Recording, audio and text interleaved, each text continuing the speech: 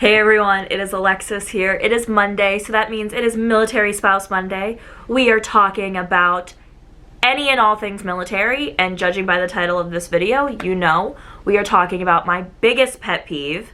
It's probably going to surprise you, and I have a little sprinkling of advice at the end of this video for anybody who's new to the scene to make the best decisions for you. So let's get started.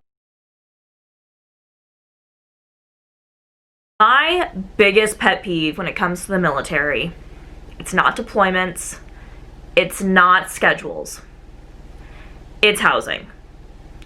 So far, in the 2 years that my spouse has been in the Air Force and the almost 2 years that we've been operational, there's been a lot with housing, especially here at Lackland. So I'm not going to say any I'm not going to air any dirty laundry about this place. If you want to do your own research, I would recommend looking up Balfour Beatty Air Force on Google, and you can find all the dirt out for yourself. But for me and my family, the biggest issue that we've dealt with these people is just lack of communication between really a landlord and their tenants. And it's come in a variety of ways. For instance, when we first moved in here, we were under the impression that we would have a fence. Pretty much everywhere else that we've seen military housing on main base, there has been fences. And you would think if a landlord or a housing office in this instance would let you bring your animals, that there would be a fence. Because even the most well-trained pets sometimes act up. And most of my dogs are pretty good off a leash. And then I have one who if he gets out without one, he just is gone. You have to chase him down with a treat to get him back. So letting our dogs off without a leash to go and do their business isn't really an option. And if I had wanted to take my dogs out to go to the bathroom on a leash, I would have stayed in an apartment complex. So that was something that wasn't very well communicated until we were signing our lease, and we had already discussed with my parents, who we were living with before this, that we were planning on moving out. So that was strike one. Strike two is that it is almost impossible to talk to them on the phone. You can call up their offices and you could be ringing and ringing and ringing all day and you will not get a response. They don't respond to you in a timely manner, and even getting work orders to have stuff fixed on the house sometimes can be like pulling teeth.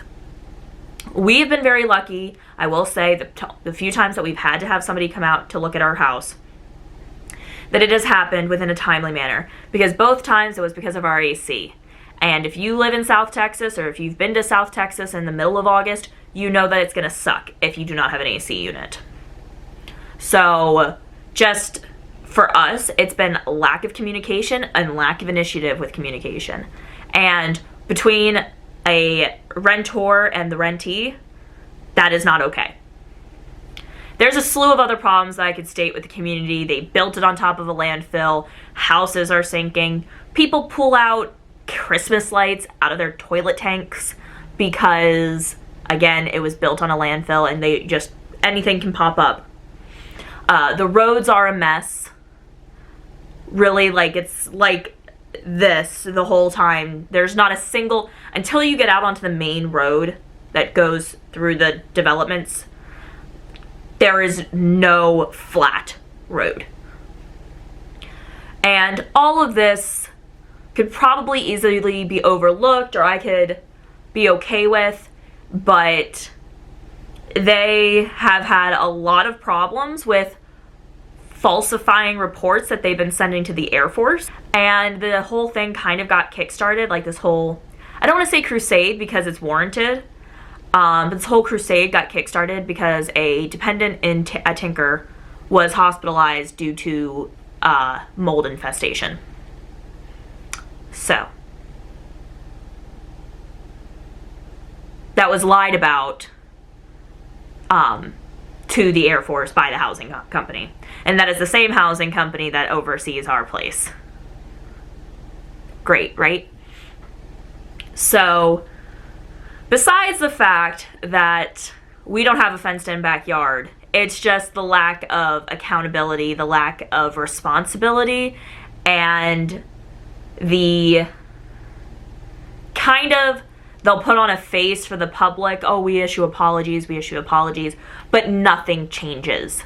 And it's gotten to the point that me and my husband are looking into other housing off base, because it's not fair for my boys and girl to have to be on a leash to do their business. I mean, if you have a dog, you know how stubborn they are. My 2 stubborn ones are in the room with me, so that's why I'm looking down. But it's not a good place to live, and nothing is really done to change it. So that's my tea on military housing.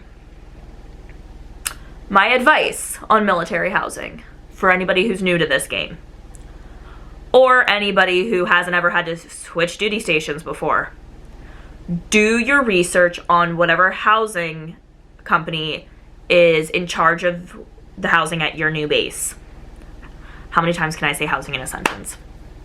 Anyway, do your research, learn the dirt.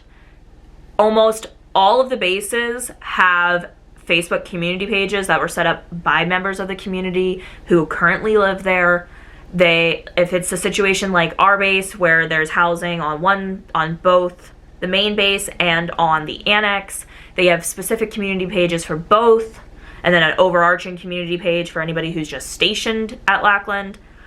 Get on those pages and really just ask your questions and get the honest answers from the people who are living there, because they're not going to try to sell you something that is expired. Yeah, we'll go with that one. Because, let's be perfectly honest, my community page is mostly complaints. So if this is something that you, like, if you were thinking about living on military housing, do your research, talk to the current residents, and make the best decision for you and your family, because otherwise you're going to be living in hell.